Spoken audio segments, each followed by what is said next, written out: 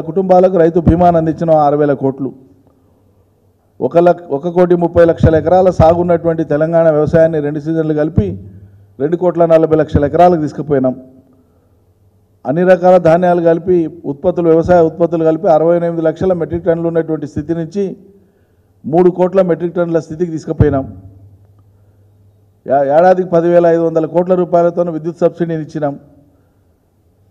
కొత్త ప్రాజెక్టులు కట్టినాం, పాత ప్రాజెక్టులు పూర్తి చేసినాం. ఆఖరికి కరోనా విపత్తులో కూడా రైతాంగానికి రైతు బంధు ఆపకుండా ఇచ్చినాం. మీరు ఇస్తామన్నట్లు చెప్పి 8 నెలలు ఊరించి అలా చేసేటువంటి పని ఏంటంటే ఆంక్షలు పెట్టి కొంతమందికి మాత్రమే ఇచ్చి అప్పు తీసుకున్న 60 లక్షల మందిలో ఈ రుణమాఫీ ఎంతమందికి మాఫీ అవుతుంది ఆ సంఖ్య ఎందుకు ప్రకటిస్తలేరు మీరు? మీ తొలి ప్రయత్నంలో 11,20,000 మందికి వస్తున్నట్లుగా అంచనా ఉంది. ఇప్పుడు అది 10,000 ఇటు కావచ్చు అటు కావచ్చు. 1,00,000 లోపు మీరు చేసేది, మీరు ఇచ్చిన నిబంధనలు, మీరు పెట్టినటువంటి ఆంక్షల నడుమ లబ్ధి పొందగలిగేటువంటి వాళ్ళు కేవలం 11 లక్షలు. అంటే సుమారు ఇంకో 49 లక్షల ఖాతాదారులు రైతులు. మరి వీళ్ళందరి పని ఏంది? వీళ్ళలో మరి నెక్స్ట్ 2 lakhs ఎంతమందికి వస్తుంది? ఇంకో విచిత్రం ఏంటంటే 2 లక్షలకు పైన ఎంత ఉందో అంత ముందు మీరు కట్టేసుకోండి బ్యాంకులో, తర్వాత మేము జమ చేస్తామంటున్నారు. నువ్వు ఇచ్చేది రైతు కట్టుకునేది కట్టుకుంటాడు, నువ్వు ఇచ్చినాక రైతు కట్టుకోకుండా ఉంటాడా?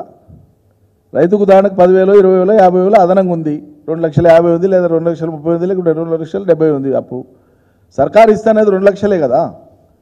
మీరు ఇస్తానది ఇవ్వండి, మిగతాది ఆయన కట్టుకోకపోతే బ్యాంకు కూడా ఊరుకుంటాడా? ఇంటికాడ వచ్చి కూర్చుంటాడు, వసూలు చేసుకుంటాడు. అది రైతు పడే పాటలు పడతాడు. నువ్వు కడితేనే ఇస్తాం ముందు అంటే రైతు కట్టనంత కాలం అది పెండింగ్లో ఉంటుంది అనమాట. అంటే మీకు వ్యవధి దొరకాలి, మీకు సమయం దొరకాలి మళ్ళీ పే చేయడానికి. అదే అసలు కథ. మహిళా రైతు ఉంటే ముందు ఆమెది కడతాం, తర్వాత మిగతా వాళ్ళది కడతాం అంటుండ్రు. దయచేసి నేను మిమ్మల్ని రిక్వెస్ట్ చేస్తున్నా, ఒకసారి గైడ్లైన్స్ మళ్ళీ మీరు కూడా పరిశీలన చేయవలసిందిగా కోరుతా ఉన్నాం. మీడియా మిత్రుల్ని స్క్రూటినైజ్ చేయండి. మీరు ఏమున్నాయనేటువంటిది మీరే రాస్తారు చూస్తే. కాబట్టి ఆ మెయిన్ పాయింట్ నేను చెప్పదలుచుకున్నటువంటిది, రైతు బంధువును మీరు ఆపిందే అనర్హులైనటువంటి వాళ్ళకి చాలామందికి పోయింది కాబట్టి మేము దాన్ని పరిశీలన చేసి అదంతా కూడా సద్వినియోగం అయ్యేటట్లు చేస్తామన్నారు. దానికి ప్రామాణికత రైతు పట్టేదారు పాస్ పుస్తకమే. మరి అదే పట్టేదారు పాస్ పుస్తకం మీదనే రైతులు రుణాలు పొంది ఉన్నారు. మరి ఏ వెరిఫికేషన్ చేసి మీరు ఇప్పుడు ఇస్తున్నట్లు లెక్క? మరి ఇవ్వాలనే మేము డిమాండ్ చేస్తున్నాం. రుణమాఫీ కాదు, రైతు బంధు కూడా ఇవ్వాలని డిమాండ్ చేస్తున్నాం. రుణమాఫీకి రైతు అర్హుడైనప్పుడు రైతు బంధుకు ఎందుకు అర్హుడు కాదు? సింపుల్ లాజిక్ అండి.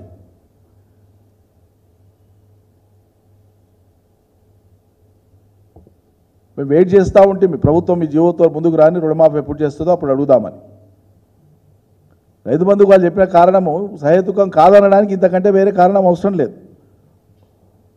ముఖం మీదనే దాని ఎక్స్ప్రెసీ ఆఫ్ ద ఫ్యాక్ట్ చూస్తేనే ఇట్లా అర్థమవుతుంది.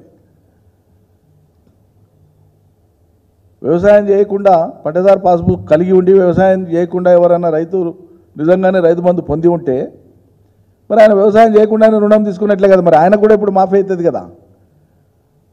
అంటే అనర్హుడికి లబ్ధి జరిగినట్లే అవుతుంది కదా. మరి మీరు ఇది నిరోధించే ప్రయత్నం చేయకుండా, దీన్ని ప్రక్షాళన చేసే ప్రయత్నం చేయకుండా ఇది ఇస్తున్నప్పుడు మరి రైతులు చిన్న సన్నకారు రైతులు ఏం పాపం చేసిండ్రు? లక్షలాది మంది ఏం పాపం చేసిండ్రు? కొద్దిమంది ఎవరో అనర్హులు ఉన్నారనే పేరు మీద లక్షలాది మంది రైతుల నోట్లో మట్టి కొడతారా? ఆపేస్తారా? ఇవ్వకుండా ఉంటారా? వ్యవసాయాలు ఆపుతారా వాళ్ళ కోసం? అది కరెంట్ చక్కగా లేక, నీళ్లు చక్కగా లేక నానా యాతన పడుతున్నారు రైతులు ఇప్పటికే. ఈ వానకాలం సీజన్ వచ్చినా ఇప్పటికి ఎక్కడ చెర్లలో కుంటలలో నీళ్ళు వచ్చిన దాఖలాలు లేవు. ఇంకో వారం అయితే తప్ప కృష్ణానది ఇన్ఫ్లోస్ కిందికి వచ్చినట్లు లేవు శ్రీశైలానికి. అవి ఏమవుతాదో వస్తాయో తెలియదు. కాబట్టి దక్షిణ తెలంగాణ అంతా కూడా ఓ రకంగా పునాస పంటలకే దిక్కులేని పరిస్థితి ఉంది. ఇటువంటి పరిస్థితులలో రైతులు సకాలంలో రైతు బంధు వస్తే వాళ్ళు తిప్పలేదో వాళ్ళు పడతారు.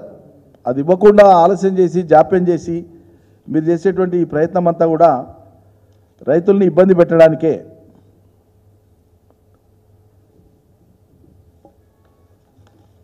మీ దృష్టి అంతా కూడా మీకు అధికారం ఇచ్చి మీకు పదవులు ఇచ్చినటువంటి రైతుల్ని కానీ ప్రజల్ని మర్చిపోయి పదవులు ఉన్నటువంటి వాళ్ళని మీ పార్టీలో చేర్చుకునే దాని మీద మీ దృష్టి పెట్టారు. పదవులు ఇచ్చిన ప్రజలు పక్కకు పోయినారు. ఇదేమంటారంటే మీరు అట్లా చేసింది కాబట్టి మేము ఇట్లా చేస్తున్నామని చెప్తారు. భారతదేశంలో ఆయారాం గయారాంలకు తెరదీసింది, దానికి ప్రాణప్రతిష్ఠ చేసిందే కాంగ్రెస్ పార్టీ కదా. ఆ పేరు వచ్చిందే మీ పార్టీ చేసినటువంటి ఇతర పార్టీల నుంచి మీ పార్టీలోకి చేర్చుకున్నటువంటి దాని నుంచే కదా. ఆయారాం గయారాం ఆ నానుడి వచ్చిందే, ఆ ప్రావర్బ్ వచ్చిందే, ఆ సామెత వచ్చిందే మీ నుంచి కదా.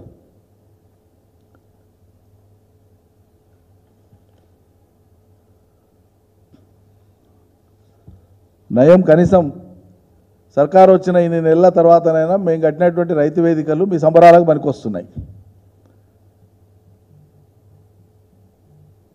అలా మేము దూరదృష్టితో కట్టించినటువంటి రైతు వేదికల మీద చాలా సెటైర్లు వేసిండ్రు, చాలా ఇది చేసిండ్రు. 7-8 కాలాలలో 7-8 నెలల కాలంలో మీ సర్కారు వచ్చినాక వాటిని వాడుకునేటువంటి ఆలోచన మీకు లేకపోయింది. ఇప్పుడు మాత్రం పనికొస్తుంది. అట్లనే సంబరాల కన్నా పనికొస్తుంది మేము కట్టిన రైతు వేదికలు. సంతోషం. మీరు పనికిరాదనే అన్నయ్య ఏదైనా, అది కాళేశ్వరం అయినా అదే గతి ఇవ్వాలి, అది పాలమూరు అయినా అదే గతి, అది సెక్రటరేట్ అయినా అదే గతి. మీరు పనికిరాదని ఆనాడు పేర్లు పెట్టి ఎగసక్యం చేసి ఎగతాళి చేసి చిన్నబుచ్చి మాట్లాడిన ప్రతిదీ ఇలా అదే దిక్కు మళ్ళీ మీకు ఇవ్వాలి.